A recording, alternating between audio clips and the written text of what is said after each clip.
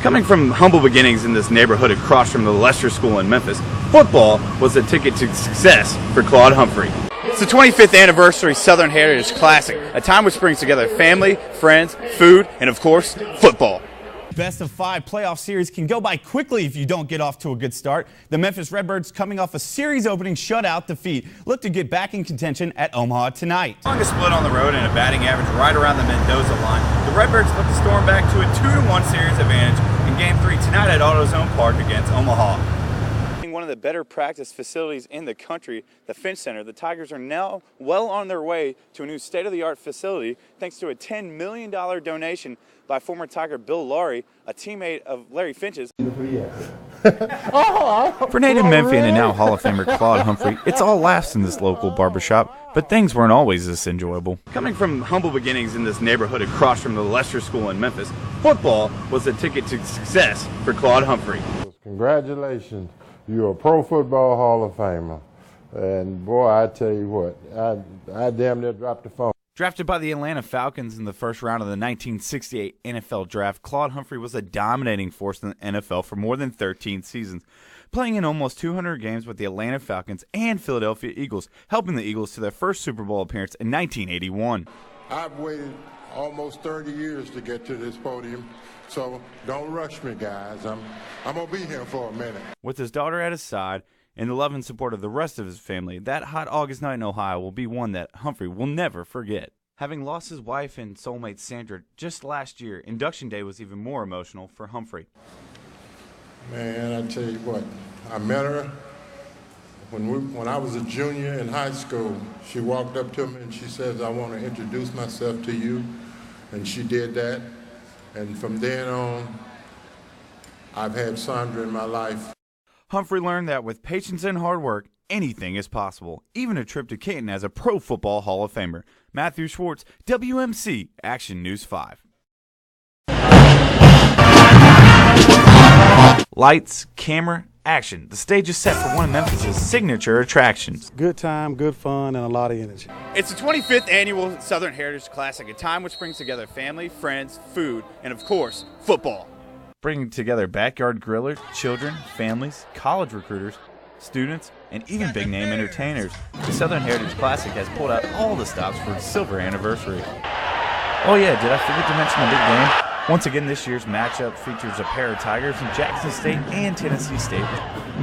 And who could forget about the band and tailgaters? But of course, none of this would be possible without the vision and leadership of Fred Jones, founder of the Southern Heritage Classic, who knew the town was looking for a landmark event.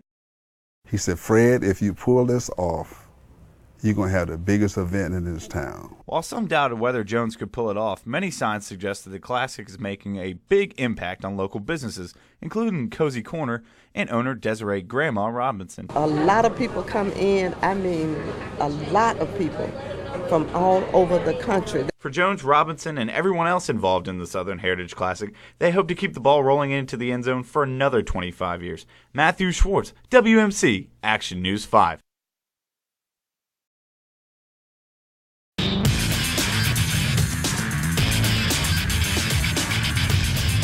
And best of 5 playoff series can go by quickly if you don't get off to a good start. The Memphis Redbirds, coming off a series-opening shutout defeat, look to get back in contention at Omaha tonight. We take you to Warner Park, where the Redbirds suffered a 7-0 setback on Wednesday. Top of the first, Redbirds get rolling early. Scott Moore homers a fly ball all the way back to right field. Tommy Pham scores with him. That makes it 2-0 Memphis. Birds lead 3-0. Then Omaha storms back in the 7th inning. 3-2 check that. Whit Merrifield homers to left field on a fly ball. Just bounces over the fence to tie the game at 3-all. It comes down to the 9th. Birds with a man on third. Luis Mateo batting. Wild pitch by Clayton Morrison. Greg Garcia scores. That's the game winner.